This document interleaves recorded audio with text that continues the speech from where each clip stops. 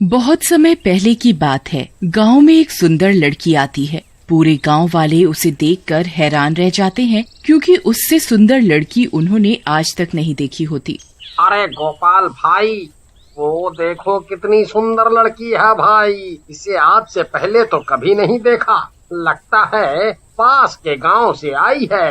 हाँ भाई, मुझे तो इससे पहली नजर में ही प्यार हो गया है। कुछ भी हो जाए, मैं इसी से शादी करूंगा।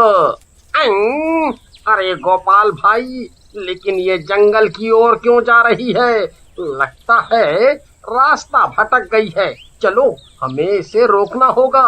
कहीं ये जंगल में चली गई तो जंगली जानवर इसे कच्चा ही खा जाएंगे। चलो चलो, इसकी मदद करते हैं। तभी वो लड़की जंगल की ओर चली जाती है। कुछ दूर जाते ही लड़की की सांस फूलने लगती है। वो सांस नहीं ले पा रही होती। मैं सांस नहीं ले पा रही, क्या करूं? मेरी सांस क्यों फूल रही है? तभी पास में उसे एक कुआं दिखाई देता है। वो भागती हुई जाती है और उस कुएं में कूद जाती है। अरे दैया रे दैया, गोपाल भाई, ये कमबख्त तो कुएं में कूद गई। तुम तो शादी से पहले ही विधवा हो गए। अब क्या करें?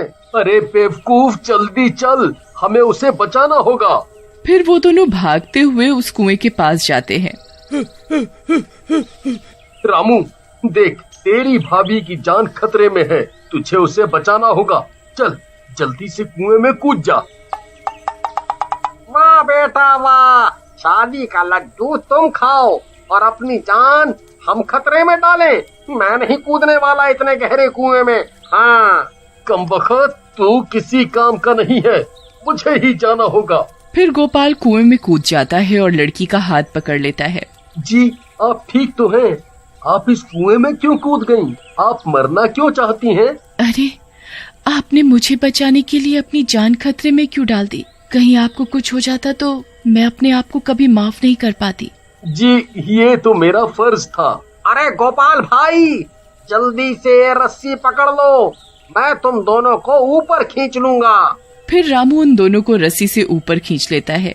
तभी गोपाल उस लड़की से प्यार का इजहार करता है और उससे शादी करने की इच्छा जाहिर करता है। लड़की भी उसकी बहादुरी देखकर उसे शादी करने के लिए हाँ कर देती है और उनकी शादी हो जाती है। फिर शादी की पहली रात। अरे प्रीतम, आज तो हमारी शादी की पहली रात है। मैंने फिल्मों में देखा है, पत्नी पति के लिए दूध का गिलास लाती है। तुम भी मेरे लिए एक गिलास गर्मा गर्म दूध लाओ ना। जी ठीक है, अभी लाई। फिर इतना बोलकर राधा रसोई की तरफ जाती है। तभी उसकी सांस फूलने लगती है। अरे नहीं, मैं सांस नहीं ले पा रही। लगता है मुझे अभी जाना होगा। तभी राधा भागती हुई घर से बाहर निकल जाती है। अरे ई का हो गया? अरे प्रीतम, कहाँ भागी जा रही हो? कौनो भूत वूत देख लिया क्या? अरे प्रीतम सुनो। फिर गोपाल भी राधा के पीछे पीछे भागने लगता है। राधा सीधे जंगल की तरफ भागती है। अरे कमबख्त, इतनी रात गए जंगल की तरफ क्यों भाग रही है? जंगल में मंगल करना चाहती है क्या? अरे मर गए रे। अरे प्रीतम सुनो, इतनी रात गए जंगल में जाना ठीक नहीं रहेगा। तभी राधा भागती हुई जाती है और सीधा उसी कुएं में कूद जाती है। अरे मर गए रे। ये क्या? ये नास मिट्टी तो फिर से कुएं में कूद गई। अब क्या करूं? फिर गोपाल भागता हुआ कुएं के पास जाता है। अरे प्रीतम, तुम ठीक तो हो? अब क्या करूं? वही कुएं के पानी में कूदते ही राधा की सांस में सांस आती है। शुक्र है थोड़ी सांस तो आई। अब जाकर मेरी जान में जान आई है। अरे प्रीतम, तुम ठीक तो हो? लो, ये रस्सी जल्दी से पकड़ लो, मैं तुम्हें बचा लूंगा। फिर गोपाल कुएं में रस्सी डालकर राधा को ऊपर खींच लेता है। तुम्हारा दिमाग खराब तो नहीं हो गया, जो फिर से इस कुएं में कूदकर अपनी जान देना चाहती थी? राधा गोपाल की बात का कोई जवाब नहीं देती और चुपचाप वापस अपने घर लौट जाती है। और फिर अगले दिन राधा मन ही मन सोचती है, लगता है मुझे इन्हें सब सच बता देना चाहिए। नहीं नहीं, अगर सच बता दिया तो दिक्कत हो जाएगी। नहीं नहीं, मैं इन्हें सच नहीं बता सकती। फिर रात होने पर, अरे प्रीतम, कल की रात तो चौपट हो गई, क्यों ना आज की रात को रंगीन बनाया जाए? जी ठीक है, मैं अभी आपके लिए गर्मा गर्म दूध का गिलास लाती हूँ। फिर राधा रसोई में दूध गर्म करने लगती है। तभी उसकी सांस फिर से फूलने लगती है। अरे नहीं, मेरी सांस फिर से फूल रही है। मैं सांस नहीं ले पा रही। लगता है मुझे अभी पानी में जाना होगा। फिर राधा रसोई से भागती हुई जाती है और गोपाल उसे देखता रह जाता है और वो घर से बाहर निकल जाती है। अरे नहीं, ये नास मिट्टी तो फिर से पीटी उषा बन गई। अरे कमबख्त, अब कहाँ भागे जा रही है? अरे मर गए रे, अब क्या करूं? कहीं ये फिर से उस कुएं में कूदने तो नहीं जा रही? फिर गोपाल भी उसके पीछे दौड़ना शुरू कर देता है। अरे नास मिट्टी, रुक जा, कहाँ भागे जा रही है? अरे रुक जा। राधा गोपाल की एक नहीं सुनती और सीधा उस कुएं में छलांग लगा देती है और कुएं के पानी के अंदर नीचे तक चली जाती है। गोपाल कुएं के अंदर झांकने लगता है। अरे कमबख्त, कहाँ चली गई? आज तो ये कुएं में दिखाई भी नहीं दे रही। अब क्या करूं? अरे प्रियतम, तुम कहाँ हो? तभी राधा पानी के ऊपर आ जाती है। राधा को देखकर गोपाल की जान में जान आती है। शुक्र है भगवान का, मुझे लगा तुम इस गहरे पानी में डूब गई। फिर गोपाल रस्सी फेंक कर राधा को कुएं से ऊपर खींच लेता है और राधा के बाहर आते ही उससे सवाल जवाब करने लगता है।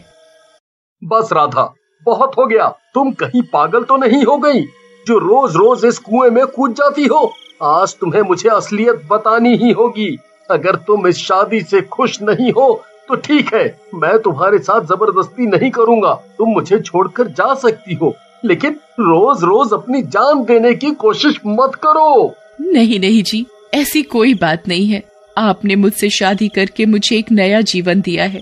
मैं आपके साथ बहुत खुश हूँ।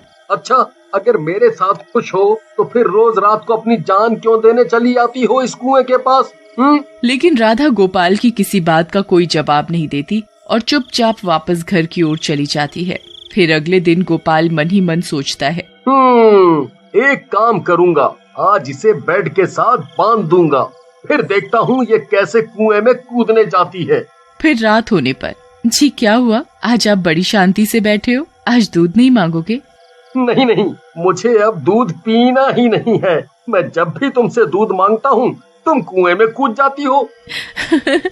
अरे जी, ऐसी कोई बात नहीं है। नहीं प्रीतम जी, आप सो जाओ, आज आप आराम करो।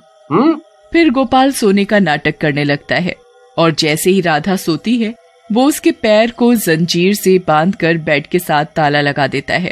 अब देखता हूँ अपनी जान कैसे देगी। फिर गोपाल भी चैन की नींद सो जाता है। तभी कुछ देर के बाद राधा की सांस फूलने लगती है। वो जोर जोर से हाँफने लगती है। अरे नहीं, मैं सो कैसे गई? मैं तो भूल ही गई थी कि मुझे कुएं में जाना है। फिर राधा जैसे ही वहाँ से निकलने की कोशिश करती है तो उसे पता चलता है कि उसका पैर तो जंजीर से बंधा हुआ है। अरे नहीं, ये क्या किया आपने? नहीं, अरे नहीं, मैं सांस नहीं ले पा रही। अजी मेरी मदद कीजिए, मैं सांस नहीं ले पा रही हूँ। तभी राधा बेहोशी की हालत में जमीन पर गिर जाती है और आवाज सुनकर गोपाल की नींद भी खुल जाती है। अरे राधा, क्या हुआ? तुम जमीन पर क्यों बैठी हो? तुम्हारी तबीयत ठीक तो है ना? जी मैं सांस नहीं ले पा रही हूँ। मुझे पानी चाहिए, पानी, बहुत सारा पानी। हाँ ठीक है, मैं अभी तुम्हारे लिए पीने का पानी लाता हूँ। नहीं सर, नहीं, सिर्फ पीने के पानी से कुछ नहीं होगा। मुझे बहुत सारा पानी चाहिए। मुझे कुएं में ले चलिए, मुझे कुएं में ले चलिए। हाँ ठीक है, तुम घबराओ मत, तुम्हें कुछ नहीं होगा। मैं अभी तुम्हें ले चलता हूँ। तभी राधा की सांस और ज्यादा फूलने लगती है।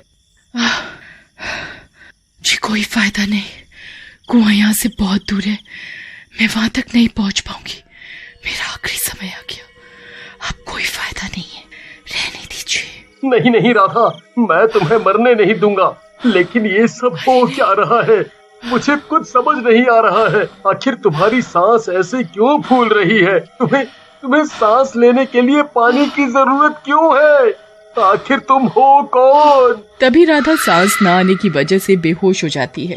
अरे नहीं राधा, राधा, राधा, तुम ठीक तो हो? आंखें खोलो राधा, मैं तुम्हें इस तरह मरने नहीं दूंगा। राधा, अरे अरे, अब क्या करूं? हाँ, एक काम करता हूँ। फिर गोपाल राधा को उठाता है और गांव की नदी की ओर दौड़ पड़ता है। तुम घबराओ नहीं राधा, मैं तुम्हें कुछ नहीं होने दूंगा। हम बस पहुंचने ही वाले हैं। और फिर कुछ ही देर में वहां पहुंच जाता है और वहां पहुंचते ही राधा को नदी में डाल देता है। राधा नदी के पानी के अंदर डूब जाती है और गोपाल उसे देखता रहता है। अरे राधा, तुम ठीक तो हो? राधा, तुम कहाँ हो? राधा, सांस लो राधा, सांस लो। लेकिन राधा नदी में डूब जाती है और उसका कोई अता पता नहीं होता।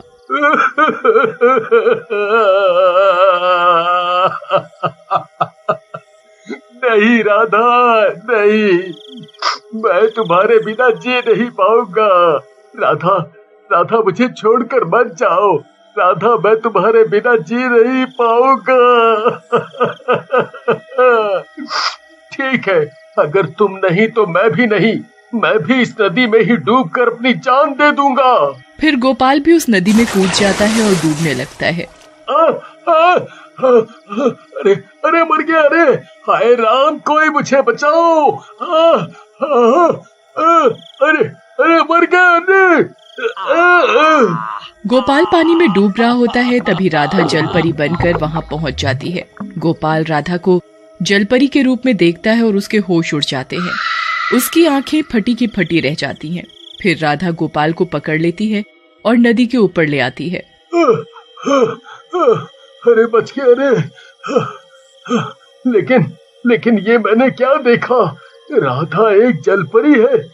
नहीं नहीं, ऐसा नहीं हो सकता। मुझे जरूर भ्रम हुआ होगा। लेकिन जब वो सामने देखता है तो उसकी आंखें फटी की फटी रह जाती हैं। राधा गोपाल के सामने जलपरी के रूप में खड़ी होती है। गोपाल को अपनी आंखों पर विश्वास नहीं होता। अरे नहीं, तुम तो एक जलपरी हो। हाँ, मैं एक जलपरी हूँ। इसलिए मुझे थोड़ी देर के बाद पानी में सांस लेने की जरूरत पड़ती है। मैं ज्यादा देर तक बिना पानी के नहीं रह सकती। ओह, इसलिए तुम बार बार कुएं में कूद जाती थी। मुझे लगा तुम मेरे साथ खुश नहीं हो, इसीलिए अपनी जान देना चाहती हो। जी, आप मेरी असलियत जानने के बाद मुझे छोड़ तो नहीं देंगे? अरे नहीं नहीं राधा, कैसी बातें करती हो? मैं तुमसे बहुत प्यार करता हूँ। मैं तुम्हें कभी नहीं छोड़ूंगा। चलो अब घर चलते हैं। जी, जैसे जैसे वक्त बीत रहा है मेरी पानी की प्यास भी बढ़ती जा रही है।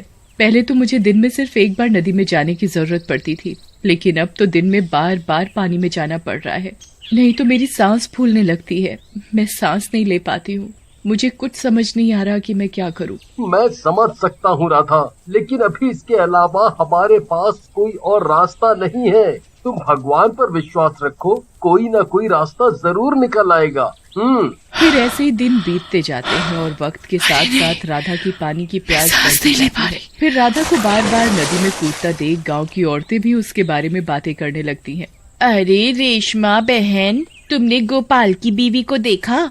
ये दिन में बार बार नदी में डुबकी लगावत है। शर्म नाम की कोनो चीजें नहीं है। इसके अलावा कोई भी औरत यूँ खुले में नदी में डुबकियां नहीं लगाती। पता नहीं इस महारानी को पानी से कितना प्यार है, जब देखो नदी में कूदती रहती है। सही कहती हो बहन, हमें तो दिन में एक बार नहाने में शर्म आती है और ये बेशर्म बार बार नदी में कूदती रहती है। मुझे तो लगता है हमें इसके बारे में सरपंच से बात करनी चाहिए। इसकी वजह से गांव के सारे मर्द बिगड़ रहे हैं। देखो तो कैसे दिन भर नदी के किनारे बैठे रहते हैं। फिर एक दिन की बात है, रात के समय राधा की सांस फूलने लगती है। अरे नहीं, मुझे अभी पानी के अंदर जाना चाहिए। मुझे अभी पानी के अंदर जाना होगा, नहीं तो मैं मर जाऊंगी। रात भी बहुत हो रही है, क्या करूं? इन्हें उठाना सही नहीं होगा, मुझे खुद ही जाना होगा। फिर राधा भागती हुई घर से जाती है और सीधा नदी में कूद जाती है।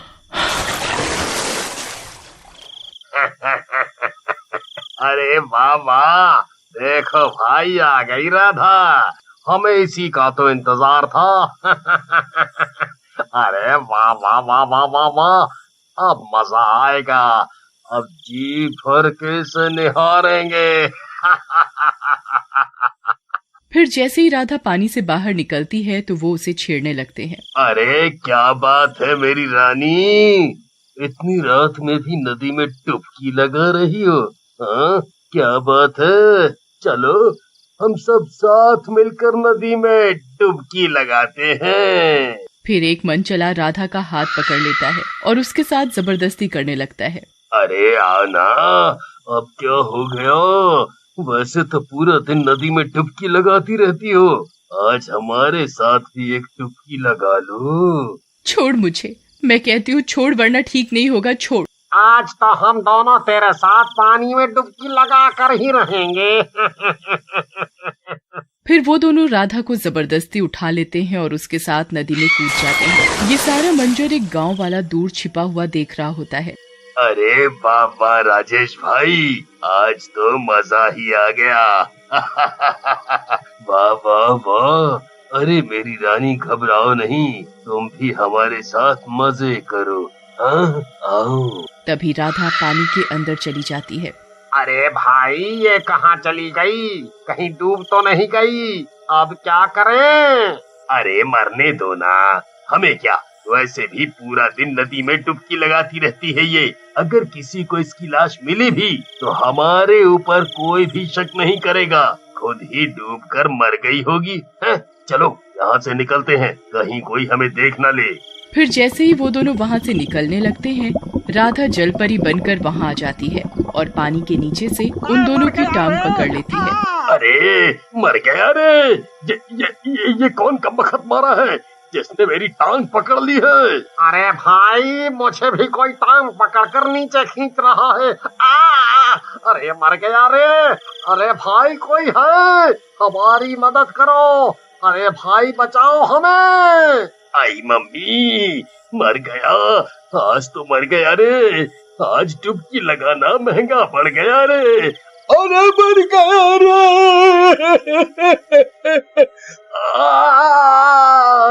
फिर राधा उन दोनों को पानी के नीचे खींच लेती है। वहाँ वो दोनों राधा को जलपरी के रूप में देखकर हैरान रह जाते हैं। उनकी आंखें फटी की फटी रह जाती हैं। फिर राधा उन्हें नदी की गहराइयों में ले जाती है और मार डालती है और खुद पानी के बाहर आ जाती है और अपने घर की ओर चली जाती है। अरे ये क्या? ये राधा तो नदी से बाहर आ गई, लेकिन वो दोनों अभी तक बाहर क्यों नहीं आए? कुछ तो गड़बड़ है। फिर वो गांव वाला नदी के पास जाता है और उन दोनों मंचलों को पुकारने लगता है। अरे भाई, तुम कहाँ हो? तुम दोनों ठीक तो हो? क्या तुम मेरी आवाज सुन सकते हो? वो गांव वाला बहुत देर तक उन्हें पुकारता है, लेकिन नदी में कोई हलचल नहीं होती। फिर डर के मारे वो भी वहाँ से भाग जाता है। फिर अगले दिन उन दोनों मंचलों की लाश नदी में तैरती हुई मिलती है। सब गांव वाले उन दो लाशों को देखकर डर जाते हैं।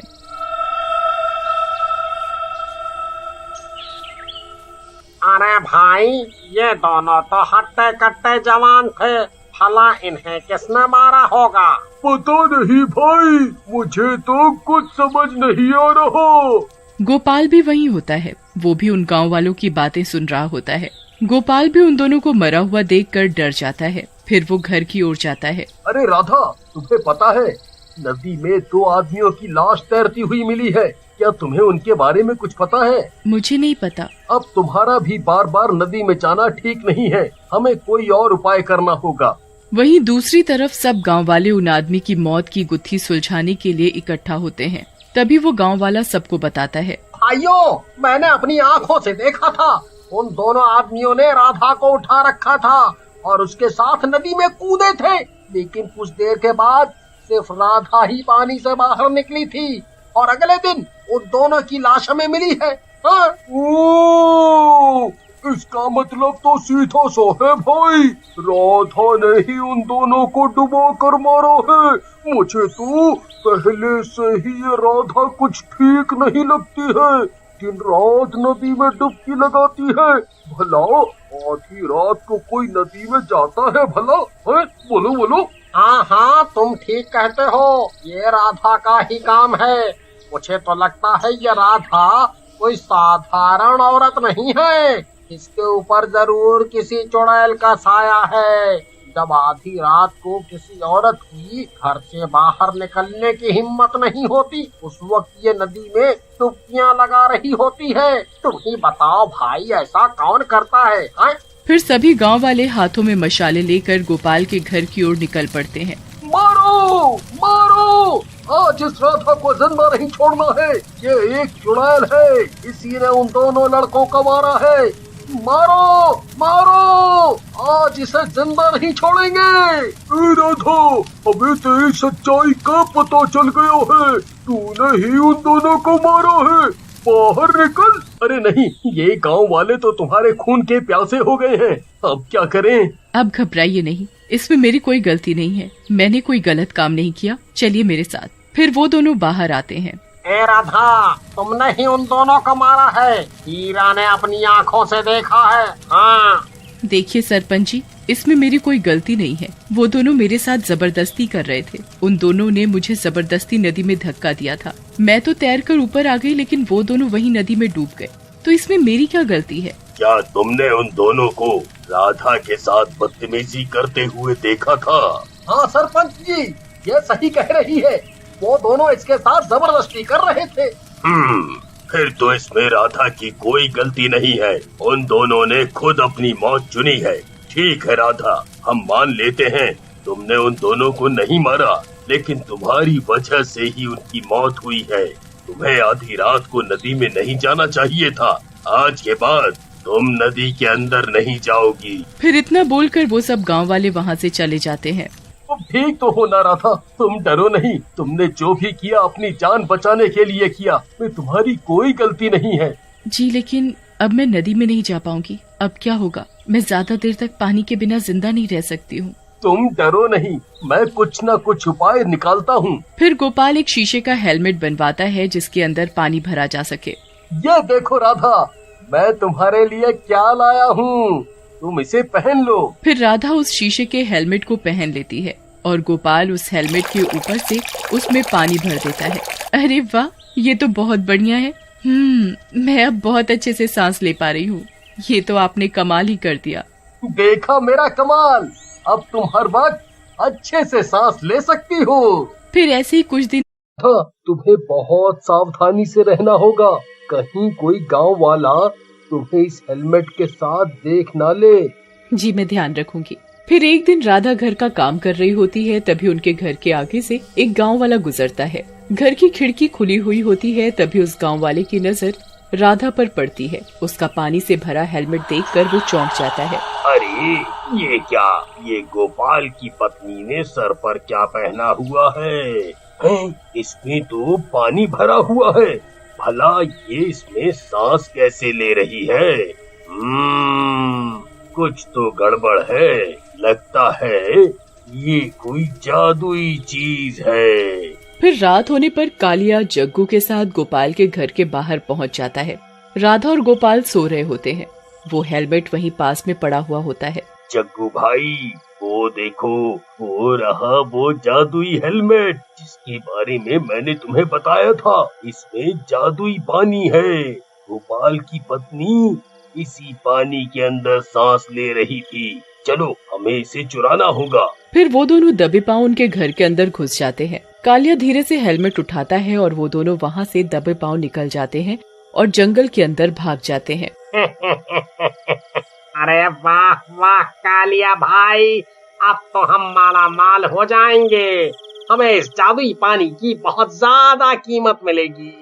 जरा तुम इसे पहन कर तो देखो। फिर कालिया वो हेलमेट पहन लेता है। हेलमेट पहनते ही उसकी हालत खराब हो जाती है।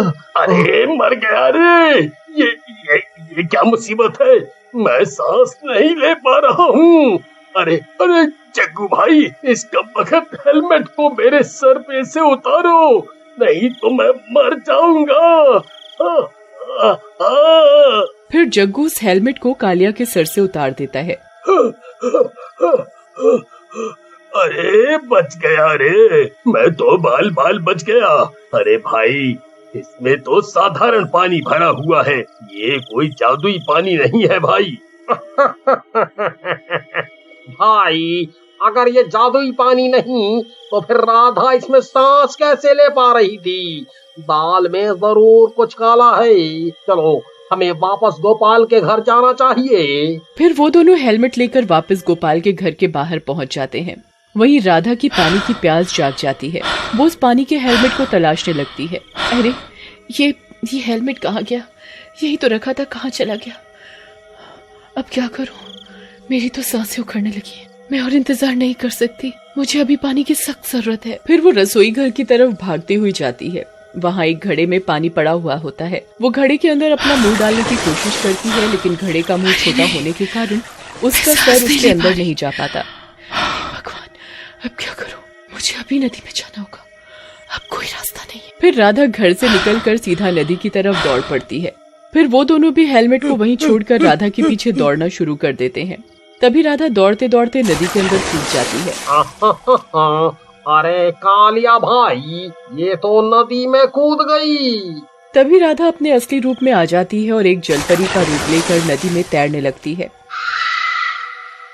कालिया और जग्गू पेड़ के पीछे छिपकर ये सारा मंजर देख रहे होते हैं। राधा को जलपरी के रूप में देखकर उनकी आंखें फटी की फटी रह जाती हैं। अरे दैया रे दैया, जग्गू भाई, मुझे तो अपनी आंखों पर विश्वास ही नहीं हो रहा।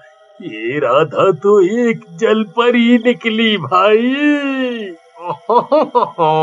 भाई, मैंने तो जलपरियों के बारे में सिर्फ किस्से कहानियों में ही सुना था, आज अपनी आंखों से देख लिया। भाई, ये सोचो, इस जलपरी की बाजार में हमें मुंह मांगी कीमत मिलेगी। सही कहते हो भाई, हमें इस जलपरी को पकड़ना ही होगा। फिर राधा कुछ देर नदी में रहने के बाद पानी से बाहर निकलती है और औरत के रूप में आ जाती है और अपने घर की ओर चल देती है। कालिया और जग्गू भी उसका पीछा करने लगते हैं। जब राधा घर पहुंचती है तो उसकी नजर अपने हेलमेट पर पड़ती है। अरे, ये हेलमेट यहाँ घर के बाहर क्या कर रहा है? इसे यहाँ कौन लाया? चलो अच्छा है, ये मिल गया। फिर जैसे ही राधा हेलमेट पहनने लगती है, पीछे से जग्गू और कालिया आ जाते हैं और उसके ऊपर एक चादर डालकर उसे पकड़ लेते हैं और हेलमेट वहीं गिर जाता है। जग्गू भाई, कस के पकड़ना, ये एक मायावी औरत है, कहीं हाथ से निकल न जाए। कौन है? छोड़ो मुझे। फिर वो दोनों राधा को एक पिंजरे में डाल देते हैं और पिंजरे को उठाकर जंगल में ले जाते हैं। रास्ते में राधा अपनी चूड़ियों को गिराती जाती है। अरे जग्गू भाई, अब तो हम माला माल होने वाले हैं। इस जलपरी की हमें मुंह मांगी कीमत मिलेगी। वहीं दूसरी तरफ राधा को घर में ना पाकर गोपाल घबरा जाता है। राधा, राधा, ओह राधा, अरे नहीं, ये राधा कहाँ चली गई? फिर गोपाल पूरे घर में राधा को ढूंढता है, लेकिन राधा कहीं नहीं मिलती। फिर वो घर से बाहर निकलकर देखता है तो उसे वहाँ पर हेलमेट पड़ा हुआ मिलता है। खाली हेलमेट को देखकर वो डर जाता है। हे भगवान, कहीं कोई अनहोनी तो नहीं हो गई? मुझे अभी नदी की तरफ जाना होगा, शायद राधा वहीं होगी। हाँ। फिर गोपाल नदी की तरफ दौड़ पड़ता है, लेकिन वहाँ भी कोई नहीं होता। राधा, राधा, क्या तुम यहाँ हो? क्या तुम मुझे सुन सकती हो? राधा, राधा। वहीं दूसरी तरफ पिंजरे में राधा की सांसें उखड़ने लगती है। मैं सांस नहीं ले पा रही हूँ, मैं मर जाऊंगी, मुझे पानी की जरूरत है। अरे जग्गू भाई, क्या करें? ये तो बिना पानी के तड़प रही है, कहीं ये मर गई तो हमारा लाखों का नुकसान हो जाएगा, लाखों का। कालिया भाई, वो देखो पास में ही नदी है, चलो जल्दी चलो, जल्दी चलो। फिर वो दोनों उस पिंजरे को उठाकर नदी के पास पहुंच जाते हैं। अरे जग्गू भाई, अगर हमने इसे बाहर निकाला तो ये भाग जाएगी, इसे पिंजरे के साथ ही पानी में डुबो देते हैं। फिर वहाँ दोनों पिंजरे को साथ लेकर नदी में उतर जाते हैं। पानी में जाते ही राधा अपने असली रूप में आ जाती है। मैं तुम दोनों को जिंदा नहीं छोड़ूंगी, एक बार मुझे यहाँ से बाहर निकलने दो, फिर देखना मैं तुम दोनों का क्या हश्र करती हूँ। जलपरी, इस पिंजरे में रहकर तू हमारा कुछ नहीं कर सकती। राधा पिंजरे को तोड़ने की कोशिश करती है, लेकिन पिंजरा लोहे का बना हुआ होता है जिसका दरवाजा मोटी रस्सियों से बंधा होता है। वो उन रस्सियों को तोड़ने की बहुत कोशिश करती है, लेकिन वो उन रस्सियों को तोड़ नहीं पाती। वहीं दूसरी तरफ गोपाल भी राधा की तलाश में जंगल में घुस जाता है, जहाँ उसे रास्ते में राधा की चूड़ियाँ पड़ी हुई मिलती हैं। अरे ये चूड़ी तो राधा की है, जरूर वो किसी मुसीबत में है। फिर गोपाल चूड़ियों का पीछा करना शुरू कर देता है। वहीं दूसरी तरफ राधा मदद के लिए लोगों को पुकारती है, बचाओ बचाओ, कोई है, बचाओ। अरे बेवकूफ जलपरी, क्यों अपनी मौत को बुला रही है?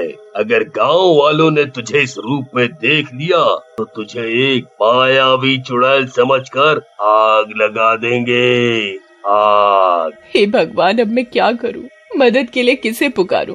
कालिया और जग्गू नदी से बाहर निकलकर आराम करने लगते हैं।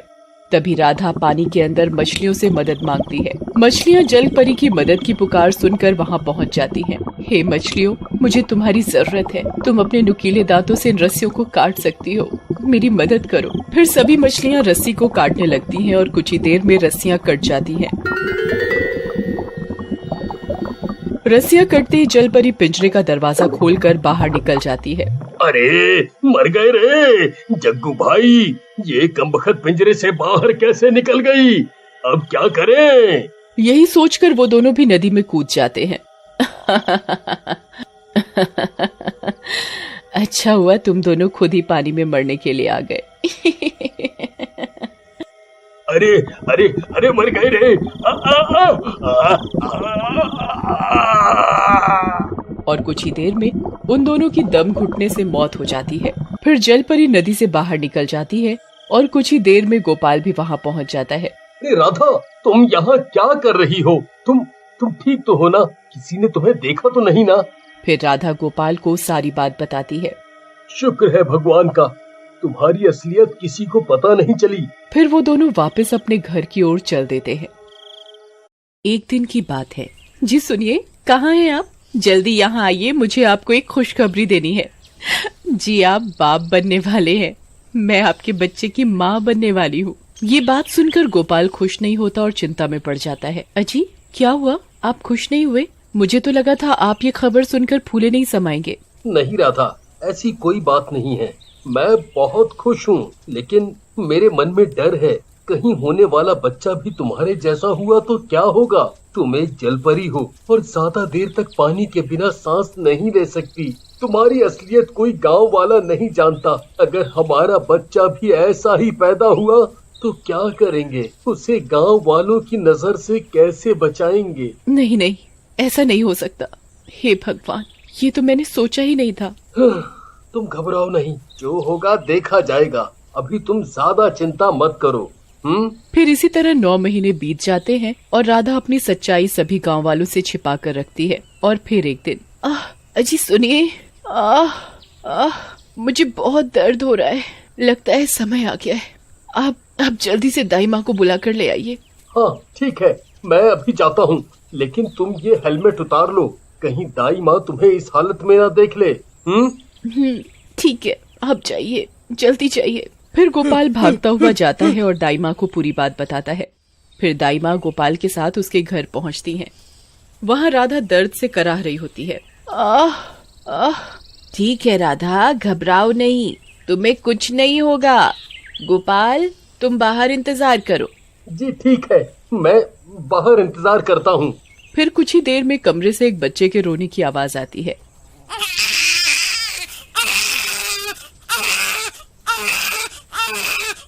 अरे गोपाल, बधाई हो, देखो तुम्हें कितनी प्यारी सी बच्ची हुई है।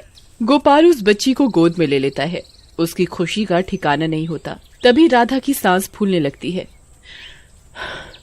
अच्छी सुनिए, मैं सांस नहीं ले पा रही, कुछ कीजिए। अरे तुम्हें क्या हुआ राधा, तुम्हारी तबीयत ठीक तो है? हाँ दाई माँ, ये ठीक है। चलिए आप जाइए, अब मैं राधा का ख्याल रख लूंगा। हाँ, लेकिन ये इस तरह से सांस क्यों ले रही है? मुझे तो इसकी हालत ठीक नहीं लग रही है। नहीं नहीं दाई माँ, ये बिल्कुल ठीक है। आप जाइए। हाँ, अब आप जाइए। ठीक है, जैसी तुम्हारी मर्जी। अगर कोई जरूरत हो तो मुझे बता देना। फिर इतना बोलकर दाई माँ वहाँ से चली जाती हैं। फिर गोपाल अपनी बेटी को राधा के सिरहाने लिटा देता है और जल्दी से पानी वाला हेलमेट राधा को देता है। हेलमेट पहनते ही राधा की सांस में सांस आती है। शुक्र है भगवान का, अब जाकर मेरी सांस में सांस आई। अजी देखिए ना, हमारी बेटी कितनी सुंदर है। हाँ, ये बिल्कुल तुम्हारे ऊपर गई है। तभी उस बच्ची की सांस उखड़ने लगती है। वो जोर जोर से सांस लेने लगती है और रोने लगती है।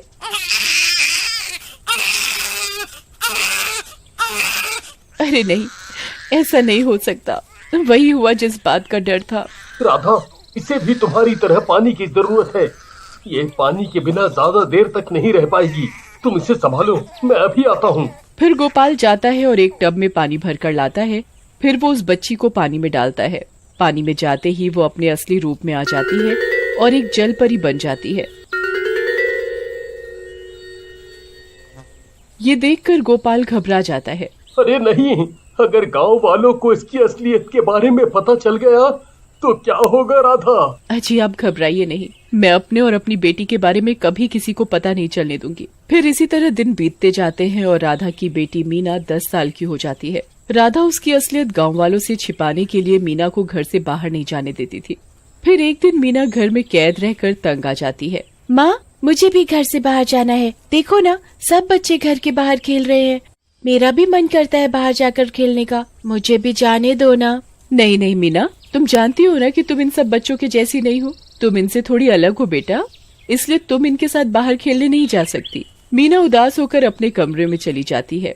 फिर एक दिन मीना खिड़की के पास खड़ी होकर बाहर बच्चों को खेलता हुआ देख रही होती है। वो खुद को रोक नहीं पाती और घर से बाहर निकल जाती है। सब बच्चे उसका पानी वाला हेलमेट देखकर चौंक जाते हैं और हंसने लगते हैं। अरे ये क्या है? ये तुमने सिर पर पानी वाला मटका क्यों पहना हुआ है? ये क्या चीज है? तुम इसमें सांस कैसे ले सकती हो? ये तो बहुत ही अजीब है। भाई, मुझे तो ये पानी का मटका बहुत कमाल का लग रहा है। इसमें तो मैं मछलियों को पाल सकता हूँ। ए लड़की, चल ये मटका उतार कर मुझे दे दे, मैं इसमें मछलियों को रखूंगा। मीना बहुत डर जाती है। उसे कुछ समझ नहीं आता कि वो क्या करे। नहीं नहीं, मैं ये तुम्हें नहीं दे सकती। ये मेरी माँ ने मुझे दिया है। अच्छा, ऐसी बात है। लगता है कि ऐसे नहीं मानेगी। चलो भाइयों, हम खुद ही इससे ले लेते हैं। फिर वो बच्चे जबरदस्ती मिलकर वो पानी वाला हेलमेट मीना के सिर से उतार लेते हैं। अरे वाह वाह, ये तो बहुत बढ़िया चीज है भाई। आज तो मजा ही आ गया। हेलमेट उतरते ही मीना को सांस लेने में परेशानी होने लगती है। वो जमीन पर बैठ जाती है। मुझे सांस नहीं आ रही, मैं मर जाऊंगी। मुझे ये वापस कर दो, मैं इसके बिना सांस नहीं ले सकती। अरे भाई, इससे क्या हो गया? ये तड़प क्यों रही है? मुन्ना भाई, मुझे लगता है हमें इसका मटका वापस दे देना चाहिए। कहीं इसे कुछ हो गया तो मम्मी बहुत मारेगी। फिर मुन्ना वो हेलमेट मीना को वापस कर देता है। हेलमेट पहनते ही मीना ठीक हो जाती है। ये देखकर वो दोनों बच्चे चौंक जाते हैं। ये क्या चक्कर है भाई? ये लड़की तो पानी के अंदर सांस ले रही है। ऐसा मैंने कभी नहीं देखा। तुम कौन हो? मुझे तो तुम कोई चुड़ैल लग रही हो। नहीं नहीं, मैं कोई चुड़ैल नहीं हूँ। मैं एक जल परी हूँ, इसलिए मैं पानी के बिना ज्यादा देर तक सांस नहीं ले पाती। ये सुनकर उन दोनों बच्चों के होश उड़ जाते हैं। उन्हें कुछ समझ नहीं आता। जल परी? अरे जल परी तो सिर्फ कहानियों में होती है, असलियत में नहीं होती। मैं सच कह रही हूँ, मेरी बात का यकीन करो। हाँ ठीक है, अगर तुम जल परी हो तो मैं भी स्पाइडरमैन हूँ। मजाक मत करो। अच्छा, तुम दोनों मेरे दोस्त बनोगे? मैं रोज तुम्हारे साथ खेलने आऊंगी। हाँ ठीक है। तभी राधा मीना को उन बच्चों के साथ खेलता हुआ देख लेती है। मीना, अभी के अभी वापस आओ, अभी के अभी घर वापस आओ। मीना माँ को देखकर डर जाती है और भागती हुई वापस घर आ जाती है। मैंने तुम्हें कहा था ना, घर से बाहर नहीं जाना। अगर किसी को तुम्हारी असलियत के बारे में पता चल गया तो क्या होगा? मीना चुपचाप उदास मन से अपने कमरे में चली जाती है और फिर दोबारा घर से बाहर नहीं जाती। ऐसे ही कुछ दिन बीत जाते हैं। अरे चिंटू भाई, मीना खेलने नहीं आई, चलो उसके घर चलते हैं। फिर वो दोनों मीना की खिड़की के पास पहुंचकर उसे आवाज लगाने लगते हैं। मीना, मीना, कहाँ हो तुम? मुन्ना की आवाज सुनकर मीना खिड़की खोलती है और उन्हें देखकर खुश हो जाती है। अरे मीना, क्या हुआ? तुम खेलने क्यों नहीं आई? माँ नहीं आने देती, लेकिन मैं जरूर आऊंगी। अभी तुम दोनों जाओ, कहीं माँ ना आ जाए। फिर वो दोनों वहाँ से चले जाते हैं। फिर कुछ दिनों के बाद अचानक से गांव में शोर पुकार मच जाता है। हाय राम, बचाओ बचाओ। एक दिन मीना का दोस्त मुन्ना नदी में गिर जाता है। अरे राधा, कोई नदी में गिर गया है। हे भगवान, ये कैसी मजबूरी है, मैं चाहकर भी उसकी मदद नहीं कर सकती। तभी मीना भागती हुई घर से बाहर निकलती है। अरे मीना, मीना रुक जाओ, हम गांव वालों की मदद नहीं कर सकते, मीना रुको। लेकिन मीना माँ की बात नहीं सुनती और सीधा भागती हुई जाती है और नदी के पास पहुँच जाती है। वहाँ बहुत सारे गाँव वाले इकट्ठा होते हैं, लेकिन कोई भी नदी में कूदने की हिम्मत नहीं करता है। आई मम्मी, अरे मर गया रे, कोई मुझे बचाओ मम्मी, मुझे बचाओ। अरे भाई, कोई बचाओ इसे, नहीं तो ये डूब जाएगा। मीना देखो ना, मुन्ना खेलते खेलते नदी में गिर गया। तभी मुन्ना पानी में डूब जाता है। उसे बचाने के लिए मीना भी पानी में कूद जाती है और जलपरी के रूप में आ जाती है और मुन्ना का हाथ पकड़कर उसे नदी के ऊपर ले आती है। फिर गांव वाले उन दोनों को पानी से बाहर निकालते। मुन्ना की जान तो बच जाती है, लेकिन मीना का जलपरी वाला रूप देखकर सभी गांव वालों की आंखें फटी की फटी रह जाती हैं। अरे दैया रे, ये तो कोई जादूगरनी है। मैं तो इसे एक आम लड़की समझती थी, लेकिन ये तो एक जलपरी निकली। ओ बहन, तुम सही कहती हो, ये लड़की एक जादूगरनी है। इससे पूरे गांव को खतरा है कि माँ पर तो हमें पहले से ही शक था। ओ भाइयों, हमें इसे अभी के अभी खत्म कर देना चाहिए। हाँ, मारो मारो, ये एक जादूगरनी चुड़ैल है, इसे मारो। तभी मीना का दोस्त चिंटू भागता हुआ मीना के घर आता है और मीना के माँ बाप को सारी बात बताता है। अरे नहीं, जिस बात का डर था वही हुआ। चलो जी, हमें अभी जाना होगा, नहीं तो गांव वाले मीना की जान ले लेंगे। फिर वो दोनों भागकर वहाँ पहुँच जाते हैं। अरे रुको रुको भाइयों, मेरी बात सुनो, ये मेरी बेटी है, ये किसी को कोई नुकसान नहीं पहुँचाएगी। हाँ, भगवान के लिए मेरी बेटी को छोड़ दो। अरे दैया, जरा राधा के सर पर तो देखो, ये क्या बला है? इसने ये पानी का मटका सर पर क्यों डाल रखा है? आखिर ये माजरा क्या है? भाइयों, मुझे तो लगता है ये पूरा परिवार ही बहरूपिया है। आप मेरी बेटी को छोड़ दो, मैं आपको सब कुछ सच सच बताती हूँ। मैं भी एक जलपरी हूँ। मैं पानी के बिना ज्यादा देर तक सांस नहीं ले सकती, इसलिए मुझे ये पानी से भरा मटका पहनना पड़ता है। लेकिन तुम आई कहाँ से हो? मैं आपकी दुनिया की नहीं हूँ, मैं समुद्र की गहराइयों से आई हूँ। वहाँ समुद्र में एक जलपरियों की दुनिया थी, सब कुछ सही चल रहा था। फिर एक दिन समुद्र की गहराइयों से एक राक्षस आया और उसने हमारी पूरी दुनिया तबाह कर दी। उसने सब जलपरियों को मार डाला। मैं किसी तरह उससे बचकर यहाँ आ गई। अरे मर गए रे, अब ये कौन से राक्षस की बात कर रही है भाई? तुम दोनों चुड़ैलें कम थी क्या जो अब ये राक्षस भी आ गया?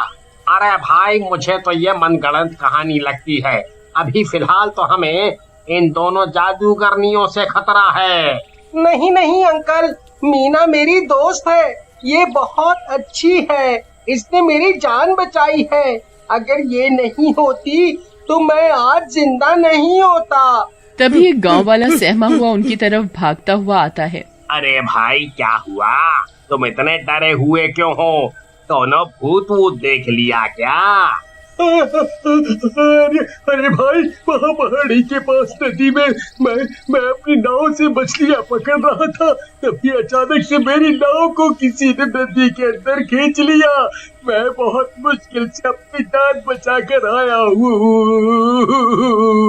अरे नहीं, वही हुआ जिस बात का मुझे डर था। कहीं ये वही राक्षस तो नहीं? अरे मर गए रे, आज किस कमबख्त का मुंह देखकर उठा था मैं। पहले ये जलपरी और अब ये राक्षस। चलो भाइयों, हमें अभी जाकर देखना होगा कि माजरा क्या है।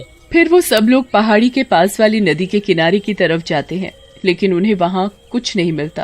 भाई, यहाँ तो कोई भी नहीं है।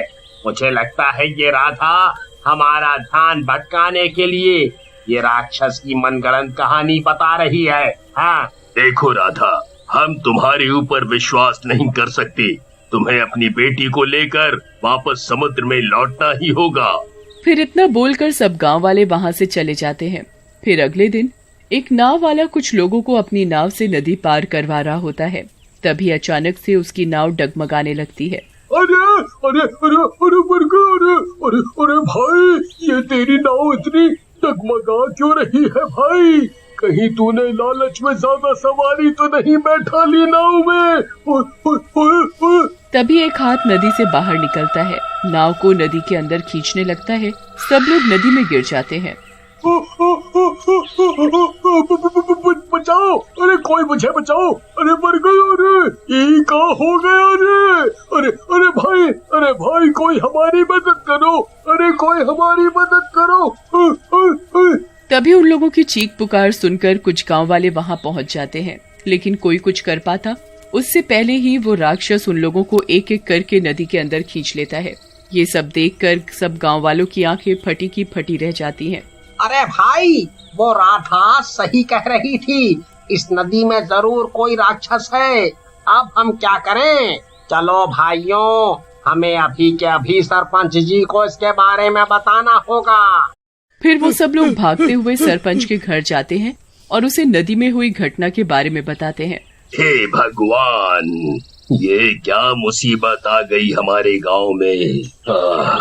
फिर सब गांव वाले मिलकर ये तय करते हैं कि कोई भी गांव वाला नदी के पास नहीं जाएगा। ये खबर सुनकर राधा भी बहुत डर जाती है। जी, मुझे बहुत डर लग रहा है। मैं जानती हूँ वो राक्षस मेरी तलाश करता हुआ यहाँ आया है। अब वो मेरी बेटी को भी जिंदा नहीं छोड़ेगा। तुम डरो नहीं राधा, मैं तुम्हें और मीना को कुछ नहीं होने दूंगा। फिर एक दिन रात को वो राक्षस नदी से बाहर निकलकर गांव में राधा की तलाश करने लगता है। वो हर गांव वाले के दरवाजे के पास जाता है और उस जलपरी को सूंघने की कोशिश करता है।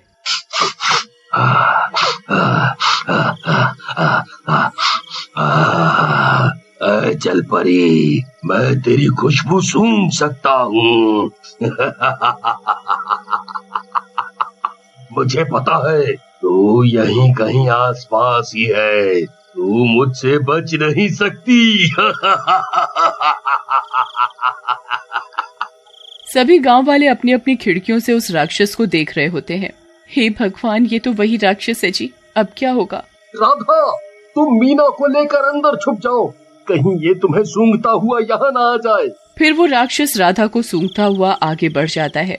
वहाँ उसे एक आदमी घर के बाहर सोता हुआ दिखाई देता है, तो वो उसकी गर्दन पकड़कर उसे ऊपर उठा लेता है। अरे अरे मर गए, अरे अरे अरे अरे तू क्या चीज है? छोड़ छोड़ मुझे छोड़।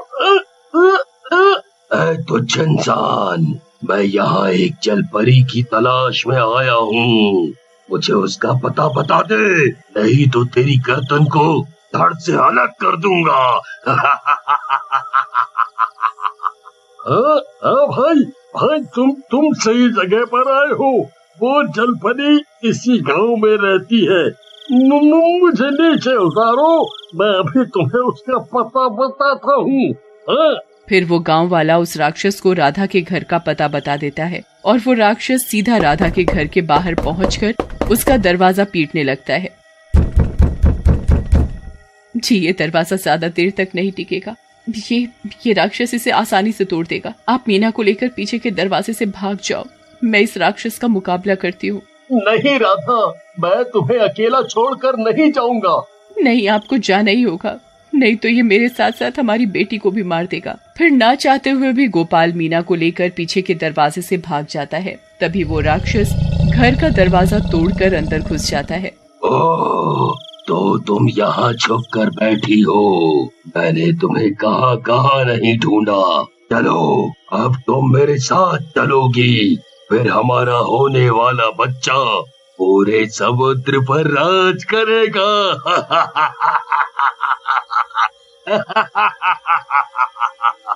फिर वो राक्षस राधा को कंधे पर उठा लेता है और अपने साथ ले जाने लगता है। बचाओ बचाओ, छोड़ मुझे राक्षस, छोड़। अरे गांव वालों, कोई मेरी मदद करो, बचाओ। अरे नहीं, मुझे अभी जाना होगा, नहीं तो वो राधा को ले जाएगा। तभी गांव वाले गोपाल को पकड़ लेते हैं। छोड़ो छोड़ो मुझे, छोड़ो मुझे, छोड़ो मुझे, जाने दो, नहीं वो राक्षस मेरी पत्नी को ले जाएगा। छोड़ो मुझे, छोड़ो। अरे गोपाल, तुम पागल हो गए हो क्या? क्यों मरना चाहते हो? अपनी बेटी के बारे में सोचो। अगर तुम उस राक्षस के पास गए तो उसे तुम्हारी बेटी के बारे में भी पता चल जाएगा। अगर अपनी बेटी की भलाई चाहते हो तुम, तो उसे राधा को अपने साथ ले जाने दो। फिर गोपाल अपनी बेटी की सुरक्षा के लिए वहीं रुक जाता है।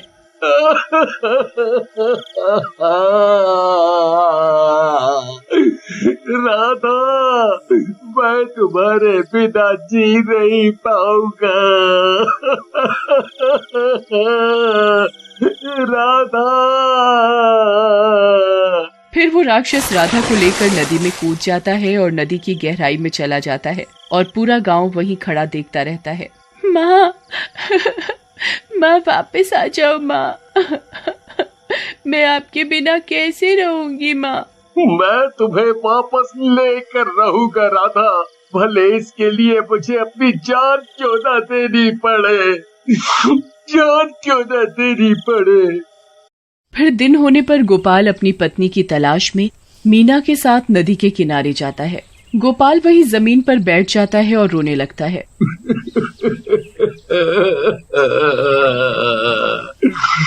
राधा, तुम कहाँ चली गई?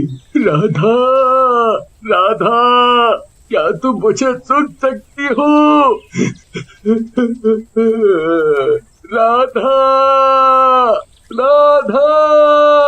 मीना, यही रुको, मैं अभी तुम्हारी माँ को ढूंढ कर लाता हूँ। लेकिन पापा, आप पानी के अंदर माँ को कैसे ढूंढोगे? आप ज्यादा देर तक पानी में सांस नहीं रोक पाओगे। आप मुझे जाने दो, मैं भी एक जल परी हूँ, मैं बहुत आसानी से नदी के अंदर जा सकती हूँ। नहीं नहीं बेटा, वो राक्षस इसी नदी में है, मैं तुम्हें इस पानी में नहीं जाने दे सकता। तुम यहीं रुको, मैं अभी आता हूँ। फिर गोपाल नदी के अंदर छलांग लगा देता है और पानी के अंदर जाकर राधा की तलाश करने लगता है। लेकिन कुछ ही देर में उसकी सांस फूल जाती है और उसे पानी के ऊपर आना पड़ता है। क्या हुआ पापा, आपको माँ के बारे में कुछ पता चला? नहीं बेटा, मैं ज्यादा देर तक सांस नहीं रोक सकता। हो सकता है वो राक्षस तुम्हारी माँ को बहुत ज्यादा गहराइयों में ले गया हो। फिर गोपाल पानी से बाहर आ जाता है और रोने लगता है। तभी एक गांव वाला वहाँ आता है। देखो गोपाल, अब तुम्हारी पत्नी वापस नहीं आएगी। वो राक्षस अब तक उसे उठाकर पता नहीं कितनी गहराई में ले जा चुका होगा। अब रोने से कोई फायदा नहीं है। अब तुम अपनी बेटी पर ध्यान दो, वो भी एक जल परी है, उसकी जान को भी खतरा हो सकता है। क्या पता वो राक्षस तुम्हारी पत्नी की तरह तुम्हारी बेटी मीना को भी सूंघता हुआ यहाँ आ जाए। नहीं नहीं, मैं ऐसा नहीं होने दूंगा। वो राक्षस मेरी पत्नी को तो ले गया, लेकिन मैं अपनी बेटी की सुरक्षा हर हाल में करूंगा। हाँ, चलो मीना, यहाँ तुम्हारी जान को खतरा है, हमें अभी वापस घर जाना होगा। चलो चलो चलो। फिर गोपाल और मीना वापस अपने घर आ जाते हैं। मीना को सांस लेने में परेशानी होने लगती है, इसलिए वो उसे पानी वाला हेलमेट पहना देता है। मीना, अब हमें सारी खिड़कियों को लकड़ी लगाकर मजबूती से बंद करना होगा। फिर इतना सोचकर गोपाल सारी खिड़कियों पर लकड़ियां लगा देता है। फिर रात होने पर पूरे गांव में अजीब अजीब सी गुर्राने की आवाज गूंजने लगती है। सब गांव वाले डर जाते हैं। अरे मर गए रे, ये तो उसी राक्षस के गुर्राने की आवाज है। लगता है उसे मीना के बारे में पता चल गया है। तभी वो राक्षस नदी से बाहर निकल आता है।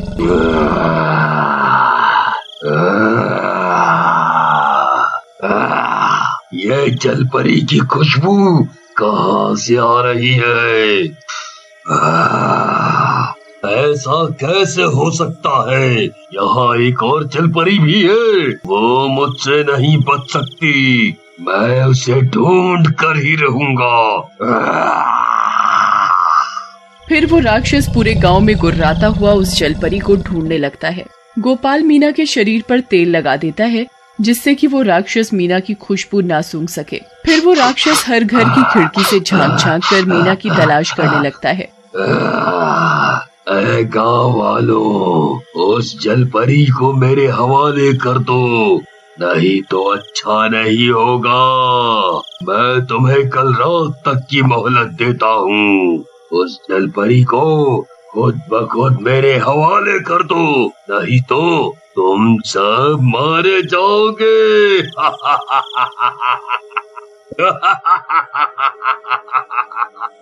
फिर इतना बोलकर वो राक्षस वापस नदी के अंदर चला जाता है। उसके जाते ही सब गांव वाले अपने अपने घरों से बाहर आ जाते हैं। अरे मर गए रे, मुझे तो लगा था ये राक्षस राधा को अपने साथ ले जाने के बाद इस गांव का पीछा छोड़ देगा, लेकिन नहीं, ये कमबख्त तो अब मीना के पीछे पड़ गया है। भाई मुझे तो लगता है हमें मीना को उस राक्षस के हवाले करना ही होगा, नहीं तो वो किसी को भी जिंदा नहीं छोड़ेगा। अरे नहीं नहीं भाइयों, कैसी बातें कर रहे हो? तुम सब इतने बुज़दिल हो क्या, जो एक छोटी सी बच्ची को उस राक्षस के हवाले करना चाहते हो? हमें माफ कर दो गोपाल भाई, हमारे पास और कोई रास्ता नहीं है। तुम्हारे पास कल तक का वक्त है, या तो तुम अपनी बेटी को साथ लेकर ये गांव छोड़कर चले जाओ, या फिर हमें मीना को उस राक्षस के हवाले करना ही होगा। फिर इतना बोलकर सब गांव वाले वहां से चले जाते हैं। गोपाल को रात भर नींद नहीं आती। अगर हम ये गांव छोड़कर चले गए तो मैं कभी भी अपनी माँ से मिल नहीं पाऊंगी। पापा चाहकर भी कुछ नहीं कर सकते, अब मुझे ही कुछ करना होगा। फिर दिन होते ही किसी को बिना कुछ बताए घर से निकल जाती है और उसी नदी के पास पहुंच जाती है। अरे मीना, तुम यहाँ क्या कर रही हो? तुम्हें पता नहीं क्या, वो राक्षस तुम्हारी ही तलाश कर रहा है और तुम खुद यहाँ आ गई। मुझे अपनी माँ को बचाना है, इसके लिए मुझे अपनी जान भी देनी पड़ेगी, तो मैं दे दूंगी। फिर इतना बोलकर मीना नदी में कूद जाती है। अरे बाप रे, ये तो सच में नदी में कूद गई। मुझे अभी जाकर गोपाल को ये बताना होगा। फिर वो गांव वाला सीधा गोपाल के घर की तरफ भागता है। उधर मीना नदी में जाते ही अपने जलपरी के रूप में आ जाती है और नदी के अंदर चली जाती है और अपनी माँ की तलाश करने लगती है। थोड़ी देर ढूंढने पर उसे वहाँ एक गुफा दिखाई देती है। वो राक्षस जरूर माँ को इसी गुफा के अंदर लेकर गया होगा। फिर मीना भी उस गुफा के अंदर जाने लगती है। तभी एक बड़ी मछली वहाँ आती है और उसे रोक लेती है। अरे नहीं, तुम ये कहाँ जा रही हो? क्या तुम नहीं जानती हो ये उस समुद्री राक्षस की गुफा है? जो एक बार इस गुफा के अंदर जाता है वो वापस लौट कर नहीं आता है। मैं जानती हूँ, लेकिन वो राक्षस मेरी माँ को उठाकर ले गया है। मुझे हर हाल में अपनी माँ की जान बचानी है, इसके लिए मुझे अपनी जान भी देनी पड़ी तो मैं दे दूंगी। मीना की ये बात सुनकर वो मछली भी हैरान रह जाती है और मीना उस गुफा के अंदर चल पड़ती है। वहाँ गुफा में बहुत सारे कंकाल पड़े हुए होते हैं। उन्हें देखकर वो डर जाती है। तभी थोड़ा आगे जाते ही उसे राधा एक पिंजरे में कैद दिखाई देती है। अपनी माँ को ठीक देख वो खुश हो जाती है। माँ, आप ठीक तो हो? मेरी बेटी, तुम आ गई? अरे नहीं, तुम यहाँ क्यों आई? तुम अभी के अभी यहाँ से चली जाओ, कहीं वो राक्षस आ गया तो वो तुम्हें भी कैद कर लेगा। माँ, आप डरो नहीं, मैं आपको अपने साथ लेकर ही जाऊंगी। फिर मीना उस पिंजरे की रस्सी को खोलने की कोशिश करती है, लेकिन वो रस्सी बहुत मजबूत होती है। कोई फायदा नहीं है मीना, तुम ये रस्सियाँ नहीं तोड़ पाओगी, तुम यहाँ से चली जाओ। फिर मीना पलटती है और राधा को छोड़कर वहाँ से चली जाती है। मीना को जाता देख राधा भी खुश हो जाती है।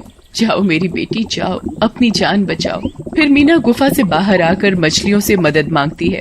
मछलियाँ भी छोटी सी लड़की की हिम्मत देखकर हैरान रह जाती हैं और उसकी मदद करने को तैयार हो जाती हैं। फिर मीना उन नुकीले दांत वाली मछलियों को अपने साथ लेकर गुफा के अंदर पहुंच जाती है। मीना को वापस आता देख राधा चौंक जाती है। अरे नहीं, ये मीना भी ना बहुत जिद्दी है। मीना, तुम वापस क्यों आई?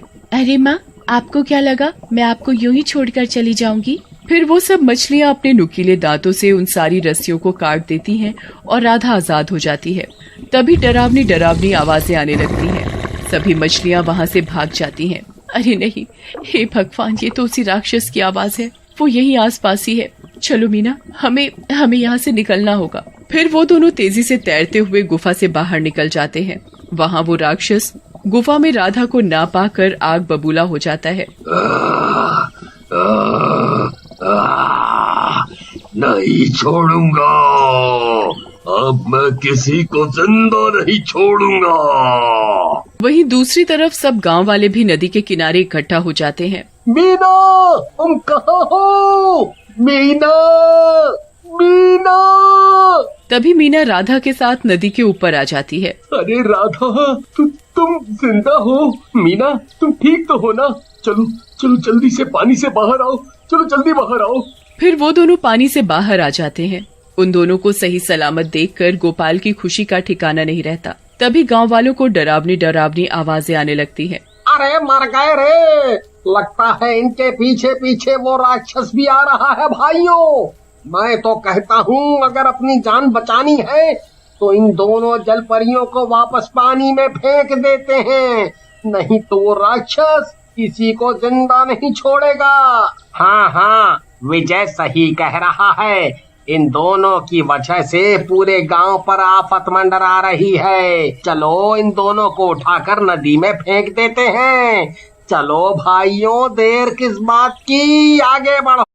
नहीं नहीं भाइयों, ऐसा मत कहो, ऐसा मत कहो। तभी मुन्ना और चिंटू भी वहाँ पहुँच जाते हैं। अरे नहीं नहीं अंकल, ऐसा मत कहो, मीना ने एक बार मेरी जान बचाई थी। अगर आपने उसे नदी में फेंका तो मैं भी नदी में कूद जाऊंगा। मेरा बेटा मुन्ना सही कह रहा है जी, हमें इस छोटी सी बच्ची की मदद करनी चाहिए। हाँ हाँ, कविता सही कहती है, हमें इनकी मदद करनी ही होगी। अरे यार, ये सब के सब गांव वाले पागल हो गए हैं। लगता है सबने मरने का इरादा कर लिया है। अरे मर गए रे, ये नास मिटा तो सच में इनके पीछे पीछे आ गया। अरे भागो रे भागो, अपनी अपनी जान बचाकर भागो। अरे मर गए रे, अब कोई नहीं बचेगा रे, अब सब मरेंगे। अरे भागो। फिर सब लोग वहाँ से भाग जाते हैं। फिर वो राक्षस वहीं पानी में रात होने का इंतजार करता है। विजय उसे पेड़ के पीछे छुप छुप कर देख रहा होता है। ये कमबख्त नदी से बाहर क्यों नहीं निकल रहा? लगता है रात होने का इंतजार कर रहा है। फिर सब गांव वाले एक जगह पर इकट्ठा होते हैं। सरपंच जी, आपने इन दोनों जलपरियों को तो बचा लिया, लेकिन अब उस राक्षस के गुस्से से कैसे बचाओगे? वो नास मिटा वहाँ नदी में रात होने का इंतजार कर रहा है। रात होते ही वो गांव में घुस जाएगा और इस बार कोई नहीं बचेगा। हाँ देखो चुन्नी लाल, मुझे पता है कि तुम्हें पूरे गांव की फिक्र है, लेकिन हम राधा और मीना को उस राक्षस के हवाले नहीं कर सकते। हमें उससे मुकाबला करने के लिए कोई न कोई तरकीब लड़ानी पड़ेगी। सरपंच जी, मेरे पास एक तरकीब है, क्यों न हम किसी तरह उस राक्षस को पिंजरे में कैद कर ले। वाह बेटा वाह, क्या तरकीब ढूंढ कर लाए हो हैं? अब ये भी बता दो कि उस राक्षस को उस पिंजरे के अंदर कैद कैसे करोगे? हैं? हाँ सरपंच जी, ये तरकीब सही लग रही है। मैं उस पिंजरे की एक तरफ बैठ जाऊंगी और जैसे ही वो राक्षस पिंजरे के अंदर आएगा, आप बीच वाला दरवाजा बंद कर देना और फिर वो राक्षस कैद हो जाएगा। नहीं नहीं राधा, इसमें तुम्हारी जान को खतरा हो सकता है। अगर पिंजरे का बीच वाला दरवाजा सही समय पर बंद नहीं हुआ तो वो राक्षस तुम्हें कच्चा खा जाएगा। नहीं नहीं, मैं तुम्हें उसका खाना बनकर उस पिंजरे में नहीं जाने दूंगा। देखो भाइयों, जो भी उस पिंजरे में उस शैतान का चारा बनकर जाएगा, तुझे मैं अपनी तरफ से 2 लाख रुपए का इनाम दूंगा। अरे वाह वाह, 2 लाख रुपए वाह वाह, ये स्कीम तो बहुत बढ़िया लग रही है भाई। सरपंच जी, मुझे लगता है मुझसे बहादुर पूरे गांव में कोई नहीं है। अगर कोई जाने को तैयार नहीं है तो कोई बात नहीं, मैं ही चला जाता हूँ। तो ठीक है, तय रहा। रात होते ही चुन्नी लाल पिंजरे में बैठ जाएगा। गोपाल, जैसे ही वो राक्षस पिंजरे में घुसे तुम बीच वाला दरवाजा बंद कर देना, ताकि चुन्नी लाल की जान को कोई खतरा ना हो सके। जी सरपंच जी, मैं समझ गया, मैं एकदम चौकन्ना रहूंगा। फिर सब लोग पिंजरा बनाने में लग जाते हैं। ए कामचोर, रस्सी को कस के बांध, कस के। कहीं ये रस्सी खुल गई तो वो राक्षस मेरा काम तमाम कर देगा। फिर रात होते होते पिंजरा भी बनकर तैयार हो जाता है। फिर गांव वाले चुन्नी लाल को औरत का मेकअप करके उसे एक जल परी बना देते हैं। अरे नास मीटो, ये क्या बना दिया मुझे? 2 लाख में सिर्फ पिंजरे में बैठने की बात हुई थी, तुमने तो मुझे जल परी बना दिया। वो कमबख्त राक्षस जल परी देखते ही पागल हो जाएगा। नहीं नहीं, मैं पिंजरे में नहीं जाने वाला। मुझे 2 लाख रुपए नहीं चाहिए। अरे चुन्नी लाल, ये आखिरी समय पर कैसी बातें कर रहे हो तुम? अब तुम अपनी बात से पीछे नहीं हट सकते। अब तुम्हें पिंजरे में जाना ही होगा। अबे बूढ़े सरपंच, तू खुद क्यों नहीं बैठ जाता इस पिंजरे में? अरे मर गया रे, ये 2 लाख रुपए के लालच में मैं कहाँ फंस गया। तभी रात होते ही वो राक्षस नदी से बाहर निकल आता है और सीधा गांव की तरफ चल पड़ता है। पूरे गांव में उसके गुर्राने की आवाज आने लगती है। फिर सब गांव वाले चुन्नी लाल को पिंजरे में कैद करके वहां से दूर चले जाते हैं। अरे कमबख्तों, तुम्हारा नाश मिटे। मुझे यहाँ अकेला छोड़कर कहाँ जा रहे हो? मुझे भी अपने साथ ले चलो। मुझे 2 लाख रुपए नहीं चाहिए भाई। अरे बूढ़े सरपंच, मुझे यहाँ से बाहर निकाल। कमबख्त कहाँ छुप गया? अरे अरे मर गया रे, अब क्या करूँ क्या करूँ? तभी वो राक्षस गांव में आ जाता है। वो बहुत गुस्से में होता है। गाँव वालों, तुमने उस जल परी की मदद करके अच्छा नहीं किया। अब मैं किसी को जिंदा नहीं छोड़ूंगा। अरे वाह, लगता है गांव वालों को उनकी गलती का एहसास हो गया। जाने मन, वहीं रुको, मैं अभी आया।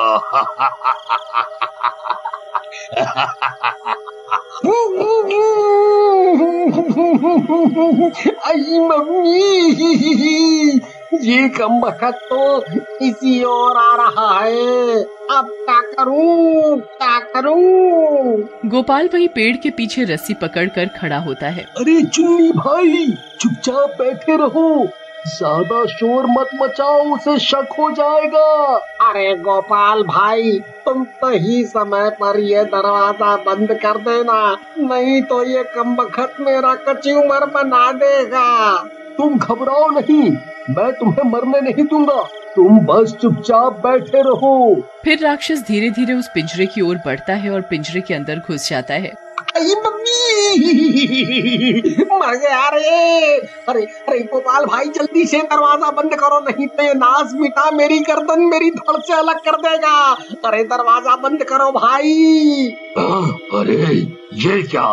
ये तो आदमी की आवाज है, ये कोई जल परी नहीं है। धोखा धोखा, तुम्हारी इतनी हिम्मत मुझे बेवकूफ बनाओगे।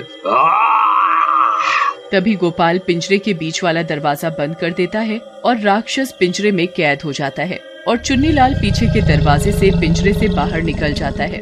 अरे बच गया रे, अरे बाल बाल बच गया, बाल बाल बच गया, बाल बाल बच गया। फिर सब गांव वाले हाथों में मशाल लेकर वहां पहुंच जाते हैं।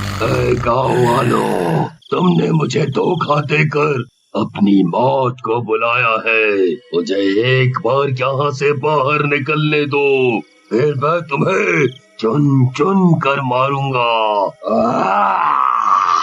तू क्या मारेगा इन्हें? आज तो तेरी मौत तेरे सामने खड़ी है। तूने मेरे सारे परिवार को मार डाला। आज तुझे तेरे किए की सजा मिलकर ही रहेगी। मारो मारो, इसे जलाकर मार डालो। तभी वो राक्षस पिंजरे को तोड़ने की कोशिश करने लगता है। अरे गोपाल भाई, अपनी पत्नी को कहो डायलॉग बाजी खत्म हो गई हो तो जल्दी से इस राक्षस को आग के हवाले करे। अगर ये बाहर निकल गया तो सबसे पहले मुझे ही मारेगा भैया, मुझे ही मारेगा। राधा, अब समय आ गया है, इस बुराई को खत्म करो और एक बार फिर साबित कर दो कि जीत हमेशा अच्छाई की ही होती है। फिर राधा उस राक्षस को आग के हवाले कर देती है और देखते ही देखते वो राक्षस जलकर राख हो जाता है। ए सरपंच, मैंने तुम्हारा काम पूरा कर दिया है। अब शर्त के अनुसार लाओ मेरे 2 लाख रुपए दो। तुम्हें मेरी शक्ल देखकर लगता है कि मेरे पास 2 लाख रुपए होंगे? अरे तेरा नाश मिटे सरपंच। बूढ़े, तूने मुझे बेवकूफ बनाया, मैं तुझे जिंदा नहीं छोड़ूंगा। हाँ। अरे चुन्नी लाल, रुक जा। अरे रुक जा भाई, मैं गांव वालों को बोलकर तुझे 1000 रुपए दिलवा दूंगा। अरे रुक जा, मेरी जान लेगा क्या? फिर राधा, मीना और गोपाल खुशी खुशी गांव वालों के साथ रहने लगते हैं। इस सीरीज को इतना प्यार देने के लिए आपका बहुत बहुत शुक्रिया। Thank you so much guys.